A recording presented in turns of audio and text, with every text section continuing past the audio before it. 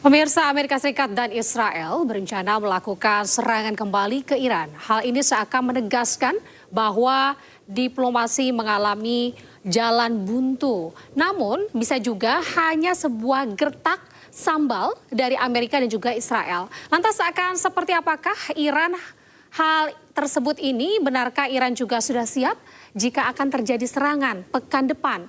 Untuk membahas lengkapnya kami sudah terhubung dengan Aisyah Kusuma Somantri, ini seorang peneliti keamanan internasional. Selamat siang Mbak Anisha. Selamat siang Mbak Anita, senang bergabung. Baik, sehat ya Mbak ya? Alhamdulillah sehat Mbak. Baik, Mbak Anissa langsung saja terkait dengan AS dan juga Israel nih. Ini masing-masing sudah menyiapkan serangan pekan depan. Infonya seperti itu Mbak. Apa pandangan Anda dan bagaimana respon Anda kira-kira dari pihak Iran sendiri melihat sebuah strategi yang sedang dirancang oleh Amerika dan juga Israel Mbak terhadap Iran? Ya, saya kira ini bukan hal yang mengagetkan Mbak untuk Iran ya, karena memang dari awal Iran sendiri menyadari bahwa mereka berdua ya, baik Amerika Serikat maupun Iran ini tengah terjebak di dalam yang namanya adalah escalation spiral. Jadi kedua negara ini masih terus untuk menaikkan leverage-nya di dalam negosiasi sehingga ya mereka merasa bahwa apabila ada satu pihak yang saat ini memutuskan untuk mundur, maka kemudian pihak yang satunya akan mendominasi. Ini kan sebenarnya menutup pintu untuk bisa melakukan confidence building measure atau ya sharing informasi di antara kedua belah pihak dan pembangunan trust. Karena untuk bisa kembali ke mega negosiasi ya sebenarnya ada dua persyaratan. Yang pertama adalah menghentikan kekerasan terlebih dahulu ya khususnya di kawasan Selat Hormuz. Lalu yang kedua adalah melakukan trust building di antara kedua belah pihak.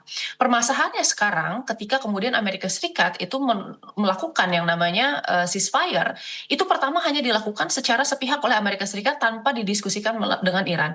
Lalu yang kedua, sepertinya ini hanya dilakukan sebagai prasyarat saja untuk kemudian bisa menangguhkan war power resolutions di Amerika Serikat terhadap Kongres dan Senat. Ini kan cukup menarik karena apa yang kemudian disebutkan di atas kertas bahwa ceasefire ini sudah terjadi gitu ya, tetapi pada nyatanya sebenarnya Amerika Serikat masih terus melakukan eskalasi dengan ya tindakan-tindakan peperangan seperti misalnya melakukan blokade dan kemudian serangan-serangan terhadap kapal-kapal Iran yang lewat di sana.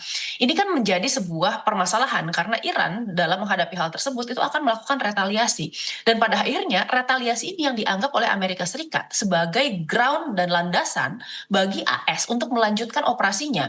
Tidak melakukan operasi dengan kemudian penerusan yang kemarin ya, yaitu kemudian kita tahu ada Midnight Hammer, tetapi kemudian kita lihat namanya jadi baru lagi ya, Sledgehammer. Epic Fury, Midnight Hammer, Epic Fury, dan sekarang jadi Sledgehammer. Yang kita tahu bahwa sebenarnya ini hanya berganti nama saja. Tetapi sebenarnya ini kan merupakan satu rangkaian ya, yang timbul karena adanya sebenarnya serangan dari Amerika Serikat terhadap Iran di tanggal 28 Februari kemarin. Jadi kita kira sebenarnya kedua negara ini masih terjebak di dalam tangga eskalasi. Mereka di sini tidak bisa keluar dari jebakan tersebut tanpa adanya kemudian negosiasi dan kemudian kesepakatan bahwa ya keduanya ini harus bisa menurunkan tensi terlebih dahulu meskipun tidak secara penuh. Baik, AS dan juga Iran terjebak tangga eskalasi ya Mbak ya. Dan menurut Anda tadi adalah langkah yang paling awal dilakukan adalah hentikan kekerasan dan juga bangun trust building antara kedua negara ini. Baik, Mbak Anissa, ini jika diplomasi buntu Mbak, apakah Timur Tengah ini diambang perang Mbak Anissa? Ya, sejak tanggal 28 kemarin kan ini sebenarnya sudah perang, meskipun perangnya ini hanya perang terbatas ya di dalam konteks serangan udara.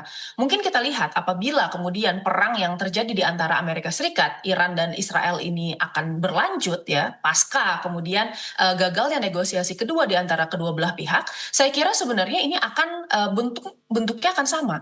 Karena hingga saat ini Amerika Serikat ini belum melaksanakan kemudian keputusan untuk bisa melakukan serangan darat. Meskipun ada serangan darat, saya kira bentuknya juga akan terbatas. Yang pertama mungkin ini di dalam bentuk operasi khusus, jadi ada operasi-operasi rahasia yang dilakukan ya. Yang kedua ini mungkin akan ada serangan-serangan yang kemudian ditujukan untuk bisa menguasai aspek-aspek strategis ya, dan kemudian melumpuhkan persenjataan Iran gitu. Jadi saya kira tidak akan kemudian melakukan ground operation secara penuh. Karena apa? Karena Iran ini sebenarnya cukup sulit untuk ditaklukkan secara langsung melalui ground operation skala penuh seperti apa yang terjadi di Irak gitu ya. Karena Iran secara gamblang kita memiliki sebuah strategi yang namanya adalah mosaic defense strategi di mana Iran membagi wilayah kekuasaannya menjadi 31 wilayah berbeda yang memiliki ya kapasitas untuk melakukan serangan otonomi. Dan saya rasa kemudian Amerika Serikat tidak siap untuk bisa melakukan peperangan jangka panjang. Kalaupun misalnya mereka menurunkan pasukan ke sana dengan beban politik yang sangat tinggi.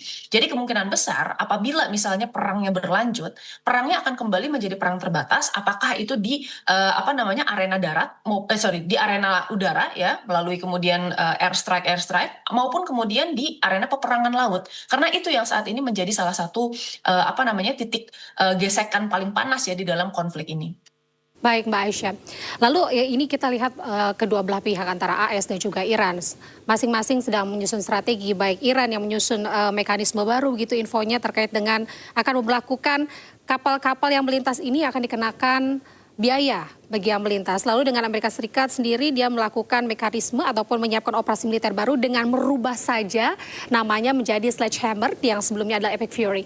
Berbagai mekanisme upaya dilakukan strategi ini untuk mengklaim satu sama lain kayaknya nggak ada yang ingin mengalah gitu ya Mbak terkait dengan ini dan belum ada solusi yang bisa benar-benar terpecahkan dari hal ini. Lalu Mbak gimana jika soal kerugian ini kalau dari pandangan Anda, kacamata Anda, siapa yang paling banyak rugi Mbak soal dengan biaya perang yang terjadi sampai saat ini? Kalau pihak ini memiliki keuntungan dan kerugian di dalam hal ini, karena pertama kita lihat bahwa ya Selat Hormuz ini berdampak untuk semua orang, tidak hanya untuk kemudian Iran saja ya, tetapi juga untuk Amerika Serikat. Karena pada dasarnya kita lihat bahwa 20% dari total minyak dunia ini saat ini melewati Selat Hormuz. Nah, Iran yang tadinya hanya menguasai sekitar 4% dari total minyak dunia, sekarang menjadi superpower di bidang distribusi minyak dunia. Sebagai perbandingan, Amerika Serikat dengan kemudian kapasitas produksi terbesar itu hanya menguasai sekitar 16 sampai 18%. Rusia itu sekitar 11%, Arab Saudi sekitar 10,5%. Jadi kita bisa lihat bahwa ya distribusi minyak yang kemudian diatur Iran, apabila Iran berhasil menguasai Selat Hormuz dan menarik kemudian biaya dari situ, itu sangat banyak. Apalagi kalau misalnya sudah ada pengaturan dan protokol terkait siapa saja yang boleh lewat dan siapa yang tidak. Ya, lalu kita lihat sebenarnya Amerika Serikat ini kan melakukan blokade di atas kemudian pengaturan tersebut ya. Nah, ini juga akan mencederai sebenarnya kemampuan Amerika Serikat untuk melanjutkan peperangan. Kenapa? Karena permasalahan yang kemudian sekarang menjadi mendesak di Amerika Serikat itu adalah yang pertama kenaikan energi, yang kedua adalah kemudian kelangkaan barang dan bahan pangan gitu ya. Dan ini menjadi salah satu isu yang menekan AS khususnya pemerintahan Donald Trump menjelang pemilu sela yang akan terjadi di bulan November nanti gitu. Jadi saya kira kedua negara ini memiliki kemudian waktu yang dikejar. Nah, apalagi kalau misalnya Iran ya dari blokade Amerika Serikat, meskipun kita tahu sekarang blokade tersebut ini kan sebenarnya agak longgar ya. Hanya ada beberapa kapal yang pada akhirnya ditahan, sementara ya kapal-kapal lain karena mempertimbangkan tadi kelangkaan minyak dan kemudian kenaikan harga minyak, pada akhirnya dibiarkan untuk lewat oleh Amerika Serikat. Tetapi intinya ini bukan sekedar masalah distribusi minyak saja. Iran ini dikejar waktu karena kapasitas produksi minyaknya ini harus terus berjalan. Apabila dia tidak bisa menyalurkan minyak-minyaknya yang telah diproduksi itu ke pihak konsumen, maka kemudian storage capacity Iran ini akan bermasalah sehingga menyebabkan kapasitas produksi Iran ya atau kemudian oil rig Iran ini juga akan rusak gitu, sehingga Iran harus terus kemudian memproduksi minyaknya gitu. Dia harus memanfaatkan jalur-jalur lain seperti misalnya jalur laut Kaspia maupun kemudian jalur darat. Tetapi tentu saja ini tidak sebesar apa yang kemudian bisa didapatkan Iran ya dan disalurkan melalui jalur laut. Nah, kemudian kita lihat sebenarnya dari segi Iran sendiri sekarang Iran ini sebenarnya cukup resilience. Meskipun ya tekanan secara ekonomi telah dilakukan, ini butuh waktu sekitar 2 sampai 6 bulan untuk tekanan ekonomi blokade ini take effect gitu. Jadi saya rasa sebenarnya kedua negara ini memiliki desakan politik masing-masing. Tapi kalau harus dibilang siapa yang saat ini kemudian cukup terdesak, terutama dengan kemudian anggaran dan kemudian kapasitas stockpile misil ya, saat ini Amerika Serikat berada di dalam posisi yang lebih tidak diuntungkan dibandingkan dengan Iran. Baik, jadi AS saat ini yang posisinya sedang tidak diuntungkan ya Mbak ya. Baik, Mbak Nisa ini kalau dari analisa Anda Mbak, budget perang AS dan juga Israel nih, ini tuh kira-kira untuk berapa bulan sih Mbak? Untuk jangka waktu berapa lama Mbak? Ya, ini menarik karena permasalahan budget itu selalu menjadi salah satu hambatan. Karena pertama begini, kita sudah mendengarkan bahwa hampir 50% dari stockpile misal Amerika Serikat serta kemudian sistem pertahanan Amerika Serikat ini sudah digunakan dalam perang yang kurang lebih 78 hari ini berjalan sampai hari ini. Nah, kita tahu bahwa Amerika Serikat itu menarik sebagian besar ya persenjataannya baik itu dari kawasan Asia Pasifik maupun dari Eropa untuk digunakan di Timur Tengah. Sementara kemudian data yang diproduksi itu kan sekarang kita melihat bahwa produksi Amerika tingkatannya itu tidak bisa mengejar apa yang kemudian digunakan di Iran. Sehingga sebenarnya AS sekarang berada di dalam kondisi yang sebenarnya cukup sulit. Nah, kemarin pemerintah Donald Trump telah meminta untuk kemudian menaikkan dan menambah kembali anggaran untuk melanjutkan peperangan ini. Karena kemarin salah satu hal yang kemudian dicecar oleh Kongres adalah apa sebenarnya signifikansi perang ini terhadap Amerika Serikat dan apa yang kemudian dihasilkan dari peperangan ini. Hegseth kemudian menyatakan bahwa perangnya sudah selesai dan kita bisa kemudian memukul mundur kemudian kapasitas Iran. Tetapi kan masalahnya apa yang kemudian menjadi war objektif di awal itu tidak terpenuhi. Makanya hingga sekarang sebenarnya Amerika Serikat ini belum mendapatkan tambahan dana lagi dari Kongres untuk bisa melanjutkan peperangan. Makanya saya pikir kalaupun misalnya nanti sledgehammer ini berjalan, ya kapasitasnya akan sangat terbatas. Kenapa? Karena masalah anggaran ini belum disepakati sampai hari ini. Dan meskipun ini disepakati, pertanyaannya adalah sejauh apa kemudian negara ini bisa ya mengeluarkan anggaran sementara kemudian masalah lain di level domestik seperti kenaikan harga minyak, lalu kemudian kelangkaan barang dan kemudian kenaikan harga pangan ini terus kemudian menggerogoti Amerika Serikat dari dalam. Jadi saya rasa sebenarnya di sini ya Amerika Serikat ini sangat kesulitan karena permasalahan itu. Belum lagi kalau kita bicara tentang polling politik dari Republikan dan Donald Trump yang makin hari makin anjlok. Baik, Mbak Isya, ini kita lihat bahwa kondisinya saat ini sebenarnya AS dalam kondisi yang sangat terhimpit begitu ya. Namun mengapa Donald Trump sendiri ini begitu denial gitu ya, tidak mengakui bahwa kondisinya saat ini begitu terhimpit, Mbak. Mbak, ini apakah ancaman-ancaman dari AS dan juga Israel yang sedang bergulir saat ini lagi-lagi hanya sebuah gertak sambal, Mbak? Jika iya, sampai kapan sih, Mbak, pihak AS dan Israel ini melakukan ancaman-ancaman seperti ini? Ya, mungkin kita melihat Donald Trump ini sebagai seseorang yang pernyataannya selalu kontroversial, ya. Jadi apa yang kemudian dikatakan Donald Trump, khususnya kemudian ancaman-ancaman terkait tidak ada mempertimbangkan batas waktu ulang bagi Iran, lalu kemudian dia juga mengatakan bahwa akan ada cahaya besar, itu kan ancaman yang sudah mencapai kemudian ancaman di level serangan senjata nuklir. Tetapi permasalahannya memang Donald Trump ini terkenal dengan orang yang menilai dirinya sendiri sebagai deal maker gitu ya. Nah, apa yang dilakukan oleh Donald Trump ya strateginya adalah kemudian mengatakan sesuatu yang kontroversial dengan dampak yang sangat besar, lalu kemudian membiarkan dampak tersebut beredar sehingga menimbulkan kontroversi dan ketika kemudian negara yang diajak berunding tersebut ya mulai mundur, Donald Trump tiba-tiba menarik ancamannya dan memasukkan sebenarnya tujuan utama dari apa yang ingin dinegosiasikan. Dan itu selalu terjadi tidak hanya dengan perang Iran tetapi kemudian di dalam negosiasi sebelumnya Donald Trump juga melakukan hal itu. Di satu sisi sebenarnya strategi tersebut cukup efektif di dalam kemudian menggentarkan pendirian lawan ya. Tetapi di sisi lain sebenarnya kita lihat bahwa ini mengerosi namanya kepercayaan. Karena pada akhirnya orang-orang sadar bahwa apa yang dikatakan oleh Donald Trump ini sesuatu yang tidak bisa dipercaya dan dipegang kebenarannya gitu. Orang-orang akan mengantisipasi di titik apa kemudian pernyataan Donald Trump ini akan semakin jauh dari realita gitu, tidak bisa dipercaya gitu. Nah, oleh karena itu saya kira setiap kali sekarang Donald Trump mengeluarkan pernyataan yang cukup kontroversi, ada baiknya memang kita agak mundur sedikit dan menganalisis konteks lebih luas dari apa yang kemudian dikatakan oleh Donald Trump. Nah, saat ini Amerika Serikat saya rasa ini tengah membutuhkan sebenarnya salah satu dari strategic objektifnya ini terpenuhi. Karena beberapa hal, Amerika Serikat ini nggak bisa mundur dari peperangan ini karena mereka merasa kalaupun mereka mundur ya akan ada dua hal yang kemudian akan terjadi. Yang pertama, Iran ini akan muncul sebagai poros baru kekuatan di dunia ya, khususnya dengan bagaimana Iran memiliki track record untuk mengalahkan Amerika Serikat dan dia bisa membuat konfigurasi baru di kawasan-kawasan strategis Timur Tengah, khususnya di kawasan Selat Hormuz. Dan yang kedua, ini masalah kemudian kredibilitas Amerika Serikat, baik itu dari sisi legacy yang dihasilkan oleh Presiden Donald Trump maupun kemudian ketika kita bicara tentang legitimasi Amerika Serikat sebagai hegemon di dunia internasional.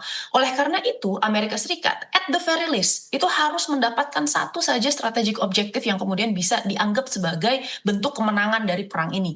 Apa itu? Masalah nuklir. Karena ini merupakan sesuatu yang sebenarnya kalau kita pikir ini tidak signifikan karena sudah dibicarakan baik itu di JCPOA di tahun 2015 maupun kemudian dinegosiasi di tahun 2025.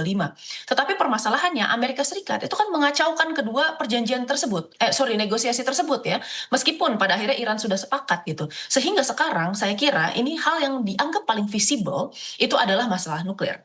Permasalahannya, apakah Iran akan mau melakukan konsesi di bidang nuklir atau tidak, terutama setelah Donald Trump melakukan ancaman untuk menggunakan senjata nuklir ke Iran sebanyak 2 kali, gitu ya. Saya kira di sini pada akhirnya ketika tekanan tersebut semakin tinggi, yang ingin dilakukan oleh Iran itu justru mengembangkan senjata nuklirnya sendiri. Jadi saya rasa sebenarnya tekanan Amerika Serikat justru ini berbalik menjadi sesuatu yang kontraproduktif dengan apa yang diinginkan oleh Amerika Serikat. Baik, Mbak Aisyah, jika eskalasi ini terjadi minggu depan, Mbak, nasib ekonomi Indonesia sendiri akan seperti apa, Mbak, dampaknya? Ya, tentu saja saat ini kita perlu mengapresiasi sebenarnya upaya pemerintah kita karena kita sebenarnya merupakan salah satu negara yang cukup terlindungi dari dampak geopolitik. Memang sejauh ini Indonesia merupakan salah satu negara yang tidak mengalami kenaikan dari segi bahan energi. Tetapi sebenarnya hal tersebut kan dikarenakan ya pemerintah kita menyediakan subsidi untuk bisa melindungi masyarakat dari dampak geopolitik. Nah, tetapi pasti ini bukan sesuatu yang kemudian gratis ya. Ada dampak-dampak tertentu di jangka panjang yang harus kita perhatikan. Di antaranya adalah kemudian sumber daya kita untuk melakukan pembangunan jangka panjang serta pertumbuhan ekonomi kita di masa depan. Nah, untuk yang pertama saya kira perlu diwaspadai itu pertama memang benar ini permasalahan shielding efeknya. Jadi langkah yang sudah dilakukan pemerintah ini sebenarnya cukup tepat gitu. Yang kedua kita kira ini adalah permasalahan kenaikan harga dan kelangkaan. Ya kita harus berpikir bahwa nanti di masa depan apabila kemudian sumber daya yang sifatnya kemudian nanti terkait langsung dengan peperangan ini seperti misalnya pupuk, lalu kemudian kita bicara tentang helium ya sebagai salah satu bahan penting ya di dalam kemudian produksi semikonduktor gitu ya. Lalu kemudian kita lihat misalnya plastik yang berpengaruh terhadap semua industri, ini merupakan salah satu aspek-aspek khusus yang nanti akan berpengaruh juga. Sekarang kita masih mengalami kenaikan harga, tapi kalau sudah sampai ke tahap kelangkaan maka ini yang harus kita waspadai bersama gitu ya. Bagaimana caranya agar kita bisa membangun resilience masyarakat ya, mencari kemudian alternatif dan diversifikasi serta kemudian strategi untuk bisa melakukan kemandirian di masa depan. Baik, Mbak Aisyah, terima kasih banyak Mbak atas waktunya sudah bergabung dengan iNews pada sore hari ini. Selamat bertugas kembali Mbak, salam sehat selalu untuk Anda. Terima kasih Mbak Anita, selamat siang.